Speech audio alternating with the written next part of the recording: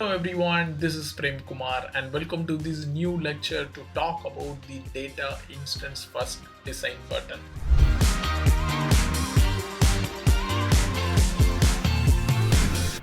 In the previous lecture, we already got some basics like when you go for the data objects, especially when you want to use this design pattern, you have to create your data objects. A very good example use case for this data instance first design is on the candidates. Let's say your organization, they have a job opening. Definitely the organization may be receiving the applications or the candidates will be applying, like different people will be applying. And let's say if they have some interview process as a case, they don't want to create the interview case every time for each of the candidate, right? So what they can do is they can use the data instance first design. So it means they can collect all the candidate details into the data object, and from the data object they can invoke the case. And the beauty is when you invoke the case, you get a chance to copy or reference all the data from where it is getting created. Okay, if you recollect little bit back, like years before, this design pattern is always there. Let me give you an example. How does this file listener work? How does this file servicing work? So in file you may have like hundreds, 200s of records, right? So you parse everything. Let's say I parse by each line and I save each of the line as a data instance into some dedicated table. And then I have some background processing acting on this data entry, and then maybe it creates a case, it does different processing. This pattern is actually the data instance first design pattern, right? It is there for years. Now with this Constellation, they improved a lot. So you can create a case directly from a data object. So I'm going to show in this lecture only concentrating on the Constellation UI design pattern. Let's check it out. Just recollecting the use case, we have the candidates, we have the interview, right? For now, I just want you to assume that we have this mortgage, and let's say we collect all the customer information from different sources and it is stored as a data object. So we have a data object called customer. So you can see this is the data object that is storing the customer details. Currently I have only the customer name and full name, and I have like two records for now. Just for the simple demo, I have these customers already there collected from sources.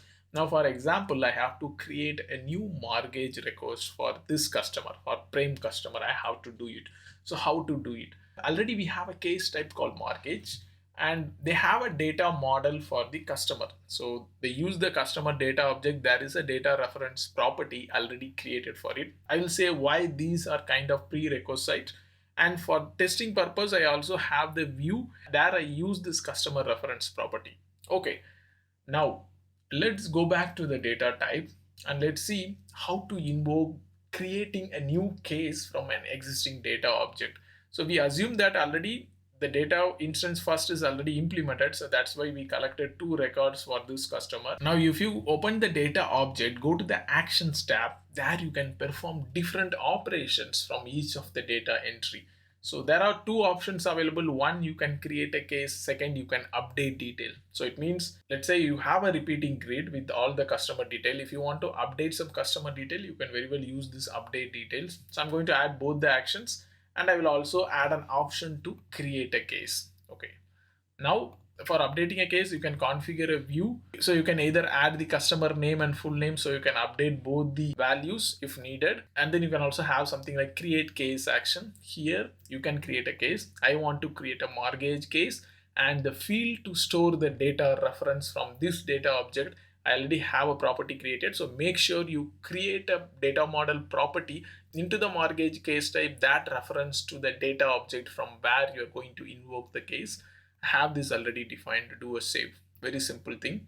And the next final prerequisite is make sure into the channels you have this as the landing page, the customer data as the main landing page. If not, I already explained or talked about this in detail in the previous lecture. You have to create a landing page like how I created for customer data. It uses the customer list and then add that into your main navigation. So this is already done. Now I just need to do a preview, and I see already the customer data here. I see the two customer data. Now first I'm going to update the details. So I'm using the first row here. I'll just say Prem Kumar, and update the right customer name. I'm going to create a case for this customer. So let's create a new case.